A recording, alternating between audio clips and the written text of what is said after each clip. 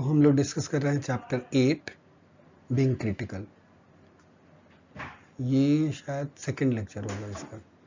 Yes, so being critical in writing.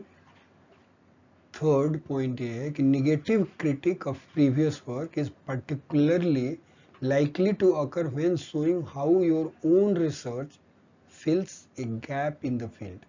मतलब बोल रहा है कि प्रीवियस वर्क का कोई भी किसी ने भी काम किया हुआ है, उसका निगेटिव क्रिटिक जो है, उसका निगेटिव पॉइंट दिखाने का पर्पस जो होता है वो यही है कि हम वहां पे दिखाएं कि यहाँ पे गैप एग्जिस्ट करता है फील्ड में, कि जहाँ पे जो चीज उन्होंने नहीं करा, उस पॉइंट को दिखाने के लिए जनरली इस तरह के निगेटिव क्रिटिक्स लिखे जाते हैं प्रीवियस वर्क के। For example, showing how a limitation in previous work creates a nice, ये बोल रहे हैं, things that best fitted for your own work। मतलब कि वो एक गैप वहां पे क्रिएट हुआ है जहाँ जो आपके काम के लिए बेस्ट सुटेबल है, मतलब वहां पे आप काम कर सकते हो। तो ये बात दिखाना, showing limitation in the previous work, ये क्रिएट करने के लिए कि यहाँ पे गैप है जिसको मैं फील करना चाहता हूँ, मतलब बेस्ट हम फील कर सकते हैं, यहाँ पे फिट कर देने से मेरा काम हो जाएगा, मतलब रिसर्च कंटिन्यूड रहेगा, या ये जो बीच के मिसिंग इंफॉर्मेशन जो है इसको प्रोवाइड करने से इंफॉर्मेशंस कंप्लीट हो जाएंगे। Something like this. This could mean highlighting work that has not been done in the field. इसका मतलब ये भी हो सकता है कि इस फील्ड में जो काम नहीं हुआ उसको हाईलाइट करना। Describing previous work which has flaws और लिमिटेशंस, मतलब उसमें हम ये भी दिखा सकते हैं कि प्रीवियस वर्क में कि ये फ्लॉज हैं या उसके ये लिमिटेशंस हैं, या और explaining how you want to look at something in another context, या कोई भी एक पर्टिकुलर चीज को जो है उसको आप एक्सप्लेन कर सकते हो, उसी जो भी रिसर्च है उसको डिफरेंट प्रोस्पेक्टिव से देख सकते हो, और डिफरेंट मतलब एक अनदर प्रोस्पेक्टिव से देख रहे हो, तो वहां पे कोई चीज जो है वो गैप दिख रहा है या वहां पे कोई कमी दिख रही है, तो उसको आप फील करना चाहते हो। आप समझ रहे हो? देखो यहाँ पे वही लिख रहा है कि by explaining how you want to look at something in another context, ठीक है, और by using a different methodology to previous work, या आप डिफरेंट मेथोडोलॉजी यूज करे होते, तो आपका वर्क जो होता वो प्रीवियस वर्क में जो मेथोडोलॉजी यूज किया है अभी, उसकी जगह पे हम यदि डिफरेंट मेथोडोलॉजी यूज करेंगे तो हो सकता है कि रिजल्ट जो है वो डिफरेंट आता। जैसे फॉर एग्जांपल, मान लो कि कोई रिजल्ट 5 साल पहले का है, उस समय पे सिस्टम जो मशीन जो यूज करी गई, उस मशीन का रिजोल्यूशन जो है वो मान लो 10 mm था, राइट, और आज के तारीख में जो भी टेक्नोलॉजी आई है उस केस में मशीन जो अभी डेवलप हुई उसके में उसका रिजोल्यूशन 2 mm है। तो अब क्या करें, छोटे छोटे लीजन्स भी वो पिक कर सकता है, जो आज से 5 साल पहले जो नहीं पिक हो पा रहे थे वो अब पिक कर सकता है। तो यदि मान लो कोई किसी आदमी ने कोई एक पर्टिकुलर स्टडी करी है जहां पे उस मशीन से रिजल्ट दिखाया और कोई पर्टिकुलर एक कंक्लूजन उसने ड्रॉ किया हुआ है, तो वो कंक्लूजन हम दूसरा मशीन यूज करेंगे तो हो सकता है कि वो चेंज हो जाए। या फॉर एग्जांपल, मान लो किसी ने सीटी यूज करा, आज हम एमआरआई यूज कर लें, या सीटी यूज करा किसी ने, उस समय पे पेट नहीं था तो अब पेट यूज कर ले, तो हो सकता है कि रिजल्ट जो हो वो डिफरेंट आए। तो इसका मतलब ये है, right, by using different methodology to previous work. तो ये सारे तरीके जो हैं दिस कुड हाईलाइट, वही कि ऐसे ही क्या करे जाते हैं, हाईलाइट करे जाते हैं वो जो फील्ड में काम नहीं हुए हैं। ठीक है, clear. Negative critique might also occur when identifying the limitations of a theory or concept in accounting for a phenomenon that you are looking at in your research। नहीं बोल रहा है कि निगेटिव क्रिटिक जो है ये might also occur, उस समय पे भी आप शो कर सकते हो अपने रिजल्ट में when identifying the limitation of A theory.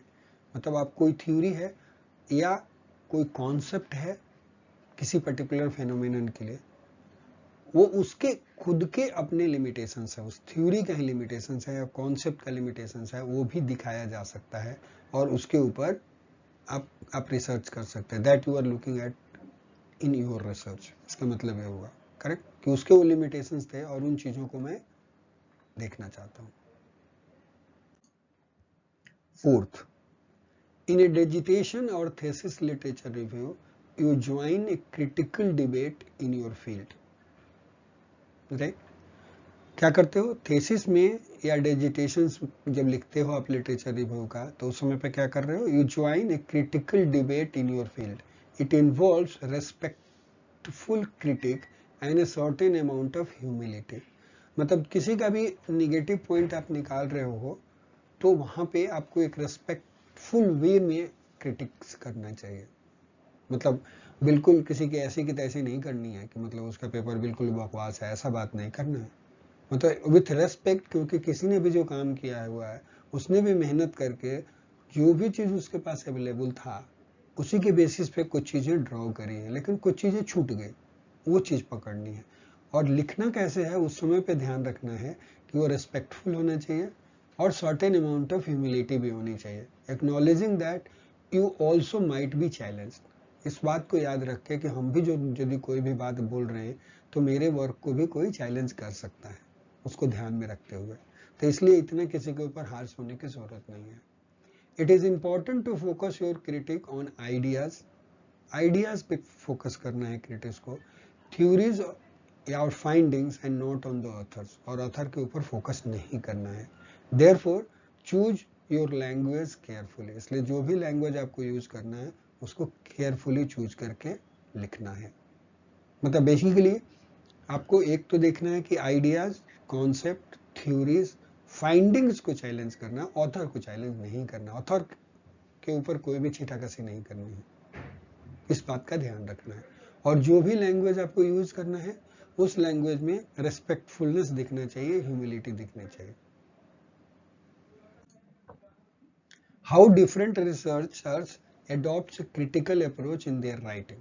अभी इसकी बात हो रही है। This section uses a series of examples and extracts to illustrate how a number of researchers approach being critical when writing. जब वो लोग लिखते हैं तो वो एग्जाम्पल जो एक्सट्रैक्ट ले रहा है डिफरेंट थेसिस से और डिजिटेशन से, वो सीरीज ऑफ एग्जाम्पल्स जो है वो डेमोन्स्ट्रेट करेगा कि बीइंग क्रिटिकल इन राइटिंग मतलब को कितने तरीके से लिखा जा सकता है, basically how the people rights, right. The example comes from A range of disciplines and there is undoubtedly a significant amount of disciplinary difference in the way the researcher adopts a critical approach in their writing. मतलब बोला कि जो example जो लेकर के आया है वो रेंज ऑफ डिसिप्लिन से लेकर के आया है, मतलब सिर्फ एक ही डिसिप्लिन से नहीं है, कई डिसिप्लिन से लेकर के आया है। और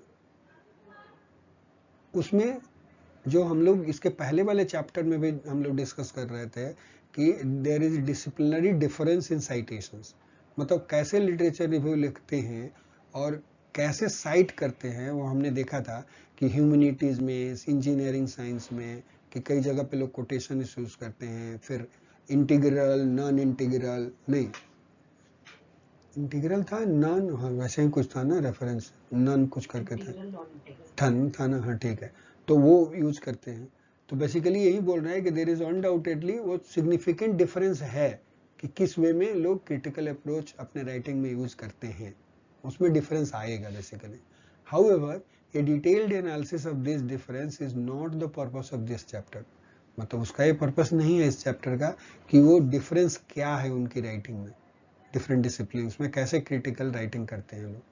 There is a brief descriptions before each example which explains how the writer is being critical and states the disciplines in which the particular dissertation or thesis is situated. मतलब उसका मेन पर्पस यही है कि ये brief discussion provide कर रहा है जहां से वो एक्सप्लेन करेगा कि how the writer is being critical, writer जो था वो क्रिटिकल कैसे था, and it states the discipline in which the particular digitation और थीसिस इज सिचुएटेड, ठीक है, and states the discipline in which the particular digitation और थीसिस, ठीक है, और ये बताना है कि वो कौन से डिसिप्लिन से वो थीसिस जो है और डिजिटेशन आया है, ठीक है, ठीक है, हाँ.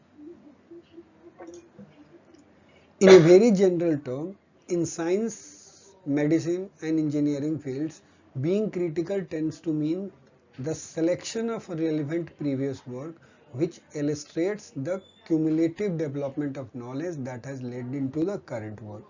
मतलब बोल रहा है कि साइंस मेडिसिन और इंजीनियरिंग फील्ड में क्रिटिकल होने का मतलब ये होता है कि selection of relevant previous work, बहुत सारे लोगों ने उस टॉपिक पे काम किए होंगे लेकिन उसमें से रेलिवेंट वर्क जो है वो सेलेक्ट करना which illustrates the cumulative development of knowledge, मतलब जो अभी तक जो बैकग्राउंड इंफॉर्मेशंस बना सके उस टॉपिक पे उसको बोलते हैं क्यूमुलेटिव डेवलपमेंट ऑफ नॉलेज, मतलब क्रोनोलॉजिकल ऑर्डर में कि ये चीज अभी तक कितना काम हुआ है, एक तरह से इसका मतलब ये हुआ that has lead into the current work, जो अभी तक इतना काम हो चुका है और अब हम इसके बारे में आगे जाके काम करने वाले हैं. आप समझ रहे, led into the current work का मतलब यही हुआ कि led into the current work कि मतलब हम जो काम करना चाहते हैं वहां तक पहुंचा दिया, अब यहाँ के बाद हमको शुरू करना है. On the other hand, in humanities and social sciences, researchers are more likely openly to challenge and question the viewpoints of others in their writing, and therefore more debate around different interpretation is evident. तो ये बोल रहा है on the other hand, दूसरी side में humanities में और social science में researchers are more likely openly to challenge, मतलब उनके वर्क को लोग चैलेंज करते हैं, ओपनली चैलेंज करते हैं एंड क्वेश्चन करते हैं उनके व्यू पॉइंट्स को, ठीक है, इन देयर राइटिंग, अपनी राइटिंग में. तो ओपनली चैलेंज करना, उनके व्यू पॉइंट को चैलेंज करना, ये उनका काम है. And therefore more debate around the different interpretation is evident, तो इसलिए वो वहां पे कोई भी एक पर्टिकुलर पॉइंट है, किसी का भी व्यू पॉइंट आएगा तो उसके डिफरेंट इंटरप्रिटेशंस लिखना वो रिव्यू लिटरेचर का उनका पार्ट होता है कि उसी बात को दूसरे ने, इस बात को, इस थ्योरी पे या जो भी किसी के व्यू पॉइंट थे उसका इंटरप्रिटेशन इस पर्टिकुलर ऑथर ने ऐसे किया, दूसरे ऑथर ने ऐसे किया, तीसरे ऑथर ने ऐसे किया, चौथे ने ऐसे किया एंड सो ऑन. तो इस टाइप का डिबेट जो है वो उधर की तरफ ज्यादा आता है. Machi and McCoy, McEvoy 2009 suggests that it is useful to distinguish between two types of arguments in a literature review. दो टाइप की बात कर रहे हैं, right? It is useful to distinguish between two types of arguments in a literature review. पहला, the argument of discovery, when you present what is known about a particular topic. तो दो तरह का बोला है literature review, sorry different two types of arguments जो लोग देते हैं लिटरेचर रिव्यू में. एक argument on discovery, when you present what is known about a particular topic, मतलब जब उस समय पे अभी तक जितनी जानकारी जो अवेलेबल है उसकी डिस्कवरी कैसे हो रहा है. आर्गूमेंट ऑफ डिस्कवरी का मतलब वही है कि व्हेन यू प्रेजेंट, आपके बता रहे हो कि अभी तक पर्टिकुलर फील्ड में आप ये लिख रहे हो कि कितने नॉलेज अवेलेबल हैं. जैसे मान लो जिस टॉपिक पे आप काम कर रहे हो तो आप यही लिखोगे ना कि भाई इसमें अभी तक कितने काम हो चुके हैं, राइट. तो इसका मतलब तो यही हुआ ना कि वो चीजें कैसे डेवलप हुई. जैसे मान लो कि मशीन लर्निंग की बात करोगे तो सबसे पहले या आर्टिफिशियल इंटेलिजेंस के कॉन्सेप्ट की बात करो तो सबसे पहले आप बोलोगे कि इस आदमी ने दिया पहले कॉन्सेप्ट, उसके बाद इसने ऐसे बोला, फिर IBM ने ऐसे बोला, फिर तीसरे ने ऐसे बोला. तो आपको एक क्रोनोलॉजिकल ऑर्डर में उसकी डिस्कवरी पता चल रही है ना कि यहाँ स्टार्ट यहाँ से हुआ था, अब आज के तारीख में ऐसा मैसेज है. उसका मीनिंग ये होता है. दूसरा बोल रहा है आर्गुमेंट ऑफ एडवोकेसी. दो है, एक तो डिस्कवरी है, आर्गुमेंट ऑफ डिस्कवरी, और दूसरा जो है आर्गुमेंट ऑफ एडवोकेसी है. तो ये बोल रहा है where you critique what is known to draw a conclusion about relevant theories. मतलब वहां पे आप किसके बारे में कमियां दिखाते हो, आप दिखाते हो कि जिस थ्योरी से उसने कंक्लूजन ड्रॉ किया, उस थ्योरी में क्या कमी है। ओके, थ्योरीज में, कॉन्सेप्ट में या फाइंडिंग्स में, that can then be use to underpin your research. फिर उसके बाद वो जो कमी बताते हो कि थ्योरी में ये कमी है, आर्गुमेंट ठीक है, when you critique what is known to draw a conclusion, मतलब जो जो जो पता है पहले से, उसके बेसिस पे आप कोई चीज कंक्लूजन ड्रॉ कर रहे हो, राइट, और उसमें क्या कमियां हैं, that can be used to underpin your own research, but are important both are important components of critical writing। ये दोनों ही जो हैं, मतलब आर्गुमेंट ऑफ एडवोकेसी और आर्गुमेंट ऑफ डिस्कवरी जो है, दोनों ही इंपॉर्टेंट कंपोनेंट हैं क्रिटिकल राइटिंग के। Although using this distinction, one might surmise that the argument of discovery is more likely to be more predominant in the science, medicine and engineering fields. क्या बोला कि argument of discovery जो है ज्यादा common है science और engineering field में, and the argument of advocacy in humanities and social science में ज्यादा कॉमन है।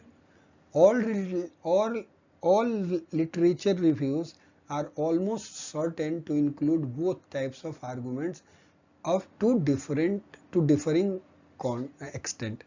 मतलब ये बोल रहा है, ऐसा नहीं है कि मोर कॉमन है, यहाँ पे ज्यादा जो है साइंस टेक्नोलॉजी में आर्गुमेंट ऑफ डिस्कवरी यूज होता है, ह्यूमैनिटीज में आर्गुमेंट ऑफ एडवोकेसी यूज होता है, लेकिन दोनों ही तरीके के जो हैं वो कुछ न कुछ मतलब परसेंटेज का फर्क है किसमें कितना, लेकिन दोनों ही लोग यूज करते हैं।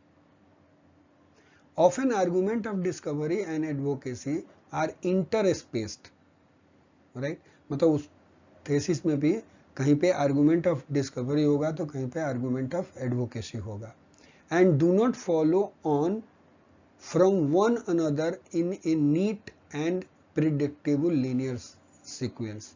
मतलब ये बोल रहे हैं, और ये कोई जरूरी नहीं है कि एक से वो दूसरा फॉलो करे, मतलब बिल्कुल एक नीट मतलब साफ सुथरा अनप्रिडिक्टेबल लीनियर फैशन में, कि पहले जैसे आर्गुमेंट ऑफ डिस्कवरी आएगा, फिर जाकर के आर्गुमेंट ऑफ एडवोकेसी आएगा, या थोड़ी देर के बाद दूसरी चीज आएगी, ऐसा नहीं होता।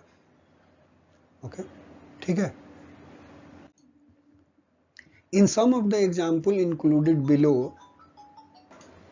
ठीक है, in some of the examples included below I highlight how the writers have used each type of arguments। तो दोनों टाइप के आर्गुमेंट ऑफ डिस्कवरी और आर्गुमेंट ऑफ एडवोकेसी।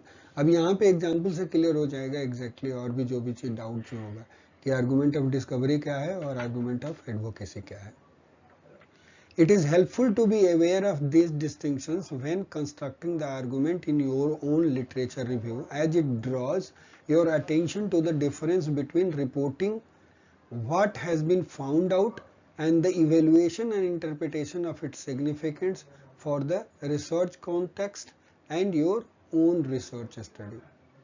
ये बोल रहे हैं कि it will be helpful to be aware of these distinctions, मतलब दोनों के बीच में एक डिफरेंस जो है वो पता होना चाहिए when constructing an argument in your own literature में। जब आप आर्गुमेंट को कंस्ट्रक्ट कर रहे हो तो कहाँ पे आर्गुमेंट ऑफ डिस्कवरी यूज करना है और कहाँ पे आर्गुमेंट ऑफ एडवोकेसी यूज करना है।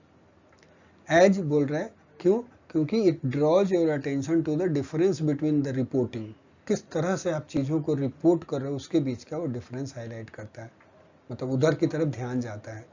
What has been found out, मतलब अभी तक क्या चीजें पता चल चुकी हैं, and the evaluation and interpretation of significance, और जो पता चल चुकी हैं उसका इवेल्युएशन और इंटरप्रिटेशन, उसका फिर significance of its significance for the research content, आपके रिसर्च कंटेंट के लिए उसका सिग्निफिकेंस क्या है, उसका evaluation and interpretation of its significance for the research context and your own research study, और आपकी अपनी रिसर्च स्टडी के लिए उसका क्या सिग्निफिकेंट है, जो कुछ सिग्निफिकेंस क्या है, जो भी चीज अभी तक पता चल चुकी है उसका इवेल्युएशन का मतलब है कि उसको क्रिटिकली इवेल्युएट करना ना, वो तो कर चुके आप, तो उसको तो लिखोगे ही लिखोगे, और फिर फाइनली आप उसको इंटरप्रेट, उसके सिग्निफिकेंस को इंटरप्रेट कर रहे हो कि भाई वो कितना सिग्निफिकेंट है आपके रिसर्च कॉन्टेक्स्ट के लिए, मतलब जिस फील्ड में आप काम कर रहे हो या आप जो अपना जो रिसर्च स्टडी कर रहे हो उससे ये कैसे रिलेटेड है. In chapter 7, some of the features of disciplinary difference among in-text citations patterns were noted. वो वहाँ पे हमने चैप्टर 7 में देखा था कि इन टेक्स्ट साइटेशंस पैटर्न्स में ये डिसिप्लिनरी डिफरेंस क्या होता है वो हमने देख लिया है already. And these characteristics are indicative of different disciplinary convention which exist in relation to being critical. मतलब वो बोल रहे हैं कि यहाँ पे बोला इन दीज कैरेक्टरिस्टिक्स, मतलब दीज कैरेक्टरिस्टिक्स मतलब उसमें भी कि कहाँ पे कोटेशन मार्क्स यूज करते हैं लोग, उसमें था ना कि इस फील्ड में ये चीज़ ज़्यादा यूज होता है, इस फील्ड में इस टाइप का साइटेशन ज़्यादा इंटीग्रल होता है, नॉन इंटीग्रल होता है, किस तरह का. तो दो पे उसने अलग अलग 8 डिफरेंट फील्ड्स में उसने इकट्ठा किया था मैसेज वहाँ पे. तो वो वहाँ से कम हमें पता चलता है, वही बोल रहे हैं कि दीज कैरेक्टरिस्टिक्स, जो इस टाइप के पैटर्न जो नोटिस किए गए हैं इस पर्टिकुलर फील्ड में, are indicative of different disciplinary convention, मतलब जिस फील्ड में आप काम कर रहे हो उसमें क्या कन्वेंशन है वो पता चलता है, which exist in relation to being critical. ठीक है.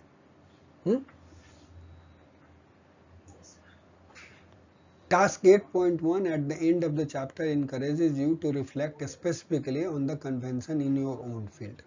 मतलब राइटिंग के टाइम पे, मतलब यहाँ पे बीइंग क्रिटिकल का मतलब आपको पता है कि क्रिटिकल जब भी आप हो रहे हो, कोई भी चीज़ लिख रहे हो, तो किस टाइप के कन्वेंशन यूज करने हैं, किस टाइप का साइटेशंस यूज करना है, उसकी बात कर रहा है, क्योंकि बीइंग क्रिटिकल राइटिंग की बात कर रहा है. तो आपको कन्वेंशन पता चल गया तो उस तरह की चीजें आपको पता चल जाती हैं. एग्जाम्पल दिखाया 8.1. The first 4 extracts come from a doctoral thesis by K. Yung Shun from the field of East Asian Studies. मतलब पहला 4 एग्जाम्पल, 4 एक्सट्रैक्ट की बात कर रहा है, वो किसी के डॉक्टरल थीसिस से आ रहा है. His work is based on the research investigating strategies of engagement between North and South Korea from 1998 and 2003. ठीक है. His work is based on the research investigating strategy of engagement between North and South Korea from 1998 and 2003. The initial 2 extract, example 8.1a and 8.1b, are from the Introduction of Literature Review chapter, and they show how K. Young sets up his critical approach to the literature review. ठीक है.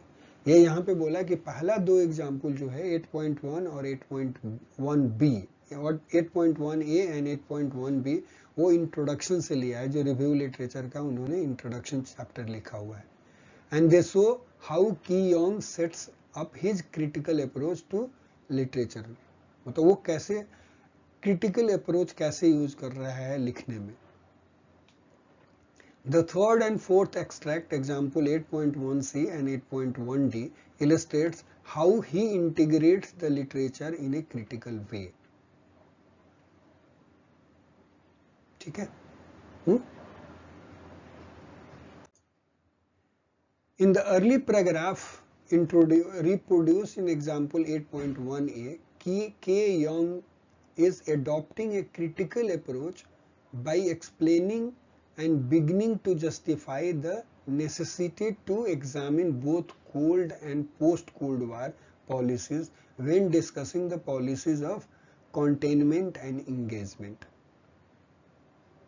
ठीक है. क्या बोल रहा है? In the early paragraph में, ये पहला वाला पैराग्राफ में बोल रहा है कि रिप्रोड्यूस्ड इन एग्जाम्पल 8.1a, ये क्या, adopting a critical approach by explaining and beginning to justify the necessity to examine both Cold War and post-Cold War policies when discussing the policies of containment and engagement. अब देखो यहाँ पे review literature का उसको extract उठाया, क्या लिखता है this chapter will analyse two concept of containment and engagement by dividing the post war World War II era into Cold War and post-Cold War periods.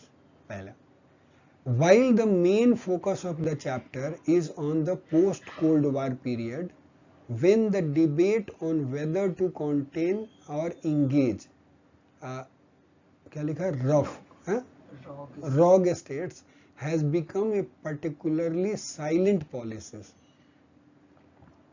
The contemporary debate on containment and engagement is without doubt closely linked to the Cold War policies and initiatives, making it fruitless to merely delve into the post-Cold War situation. In particular, the Korean Peninsula, which is 1952-3, experienced the first hot war of the Cold War period, is where both the structural and ideological legacies of Cold War remain more or less intact. देखो यहाँ पे लिख रहे हैं कि early paragraph में उसने क्या दिया, क्रिटिकल एडॉप्ट कैसे किया, adopting critical approach by explaining and beginning, explaining by explain कर रहा है, critical approach by explaining and beginning to justify the necessity, necessity को जस्टिफाई कर रहा है कि वो कोल्ड वार और पोस्ट कोल्ड वार पॉलिसीज को अलग अलग क्यों डिस्कस करना है, ये बता रहा है। उसके लिए क्रिटिकल अप्रोच वो ले रहा है। जब वो डिस्कस करेगा कंटेनमेंट और इंगेजमेंट पॉलिसी को, जो वो डिस्कस कर रहा है, तो वो बोल रहा है कि पोस्ट कोल्ड वार और पोस्ट कोल्ड वार के दोनों पीरियड्स को अलग अलग क्यों उसकी पॉलिसी को क्यों डिस्कस करना है, उसको क्यों एग्जाम, हाँ, cold war and post Cold वार के दोनों को अलग अलग क्यों डिस्कस करना है, उसका वो जस्टिफिकेशन दे रहा है, उसके लिए वो क्रिटिकल अप्रोच ले रहा है। तो देखो यहाँ पे देखोगे तो यहाँ पे पहला लाइन लिख रहा है कि ये चैप्टर में वो दोनों कॉन्सेप्ट को एनालाइज करेगा, कंटेनमेंट एंड एंगेजमेंट को, by dividing post world war area को दो पार्ट में, कोल्ड वार और पोस्ट कोल्ड वार में, ठीक है।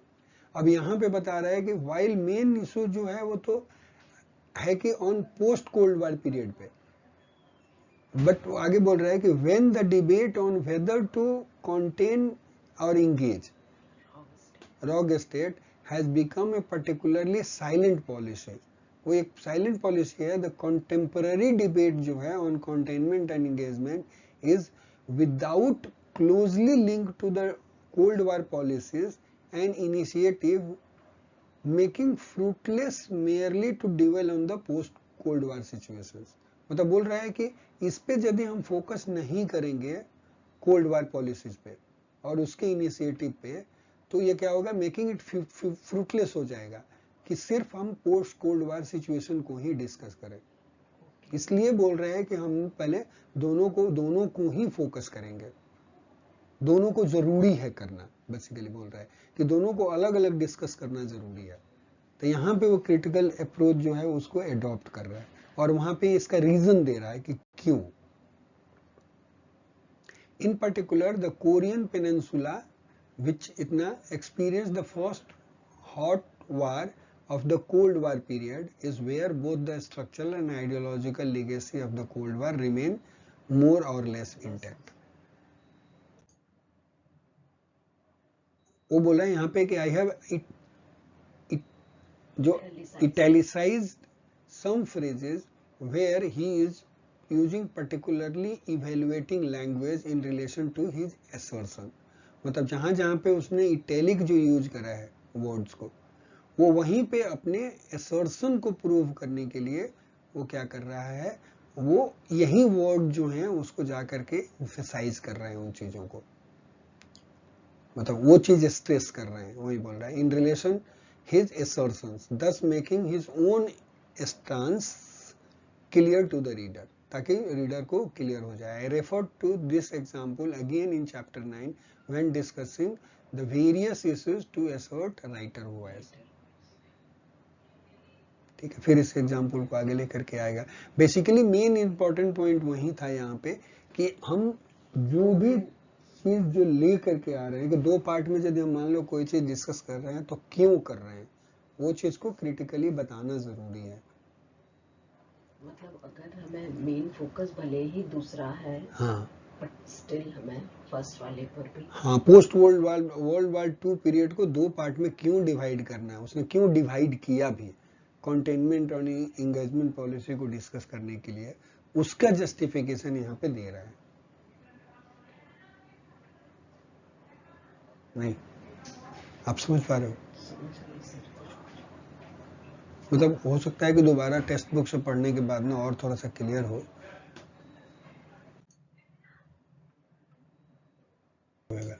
ठीक है। इन द सेकेंड एक्सट्रैक्ट में दिखा रहा है की Yong shows how the comparison and contrast of 3 perspectives will be presented: realism, liberalism and constructivism. As explained above, being critical involves the analysis and comparison of different perspectives. तो यहाँ पे ये क्या बोल रहा है कि यहाँ पे एक ही चीज है कि being critical का मतलब क्या है कि it involves analysis and comparison of different perspectives. जो डिफरेंट पर्सपेक्टिव्स हैं, जैसे रियलिज्म है, लिबरलाइजेशन है और कंस्ट्रक्टिविज्म है, ये डिफरेंट पर्सपेक्टिव जो है उसको एनालिसिस करना और उसको रिजल्ट को जाकर के कंपेयर करना है बेसिकली। तो यहाँ पे लिख रहा है, देखो यहाँ पे लिख रहा है कि this section will first offer an historical overview of strategies of containment and engagement, followed by a review of Cold War related theories from 3 different perspectives. और कोल्ड वार की जो थ्योरी जो है उसके 3 डिफरेंट पर्सपेक्टिव जो हैं, realism, liberalism and constructivism जो हैं, ये थ्योरीज क्या क्या हैं।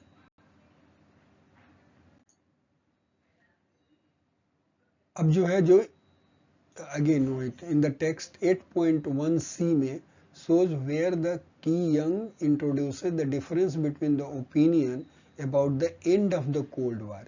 He starts off by outlining the standpoints of the realist. He does not negatively criticize the realistic himself, but begins the critique by citing the another source, Joubert, who disagrees with the realistic interpretations. In this extract, Ki Young is demonstrating a critical approach through his identification of contrasting interpretation of a major event. मतलब इसमें बोल रहा है कि यहाँ पे बता रहा है कि it introduces the differences of opinion about the end of the Cold War. ठीक है, उसके बारे में लोगों के डिफरेंट जो हैं क्या क्या ओपिनियन है, और उसको कैसे कर रहा है, he starts off by outlining the stand point of realistic, मतलब रियलिस्टिक्स जो हैं उनके डिफरेंट व्यू पॉइंट्स क्या हैं, स्टैंड पॉइंट्स क्या हैं, उसको आउटलाइन कर रहा है।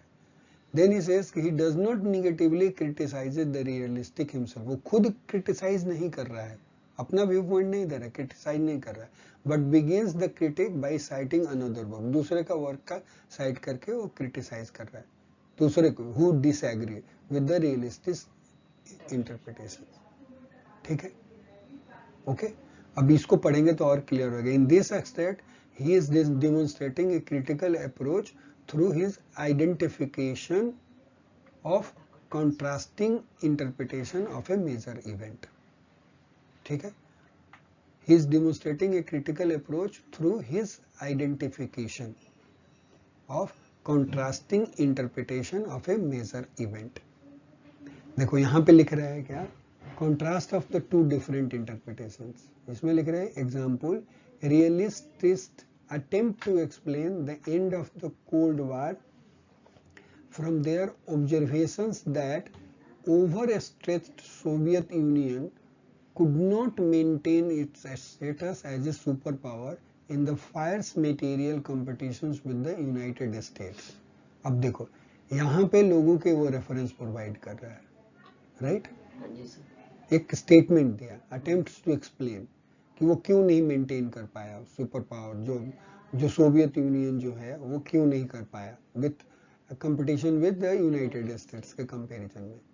देन ही सेज कि nevertheless argued that it was a wrong to approach the collapse of Soviet Union from perspective of economic crisis and external pressures, since country had never been on economic superpower. In the line of this thought, अभी तक उबेक का नाम नहीं आया ना, जुबेक का इधर ये रहा आया ना. हाँ, ये यहाँ पे दिया ना, रियलिस्टिक अटेम्प्ट्स टू, देखो टू एक्सप्लेन बोला ना यहाँ पे, end of the explain the end of the cold war from their observations.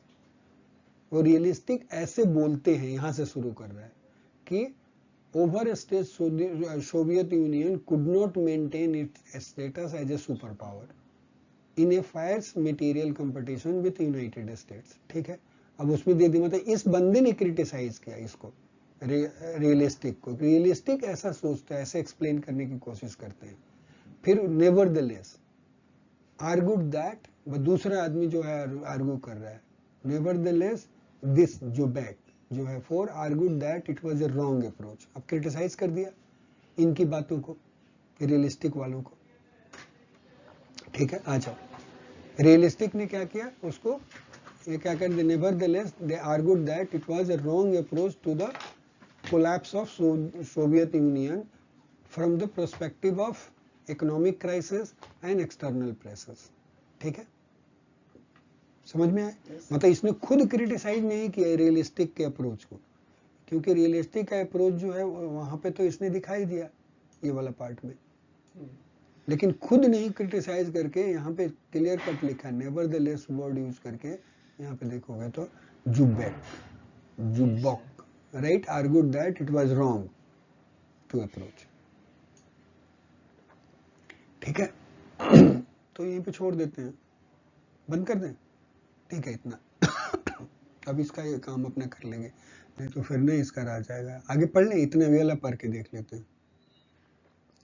यहाँ पे आगे बता रहा है कि लास्ट है, constructivists are active in explaining why the Cold War was brought to an end in a peaceful way by using ideational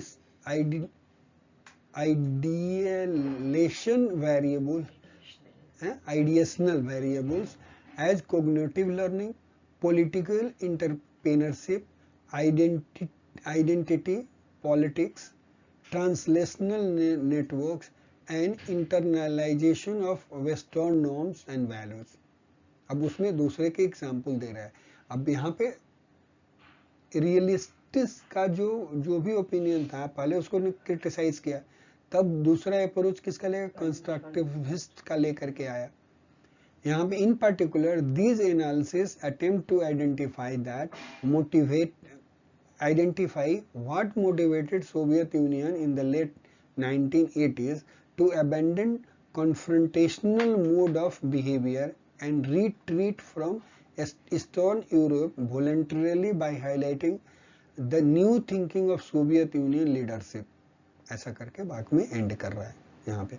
basically इसमें जो इम्पोर्टेंट पॉइंट जो ये है, वो बोलता है कि जो भी क्रिटिकल अप्रोच जो है, जब लिख रहे हो आप, जैसे मान लो कि कंपेयर और कंट्रास्ट कर रहे हो 2-3 मेथड को कहीं भी, राइट, कि 2-3 लोगों के व्यू पॉइंट को, जैसे हो सकता है कि हमारा भी किसी लिटरेचर, किसी पर्टिकुलर एक टॉपिक पे अलग अलग अथर के व्यू पॉइंट एजम्पशंस के हिसाब से अलग अलग हों. जैसे मान लो कि न्यूरल नेटवर्क में ज़्यादा आएगा कि एक ही चीज़ को सॉल्व करने के लिए किसी ने एलेक्सनेट यूज करा हो, किसी ने आपका DNCN यूज करा, किसी ने कोई नेटवर्क यूज करा, तो अलग अलग लोगों के डिफरेंट व्यू पॉइंट होंगे, तभी तो वो सेम प्रॉब्लम को अटैक कर रहे हैं.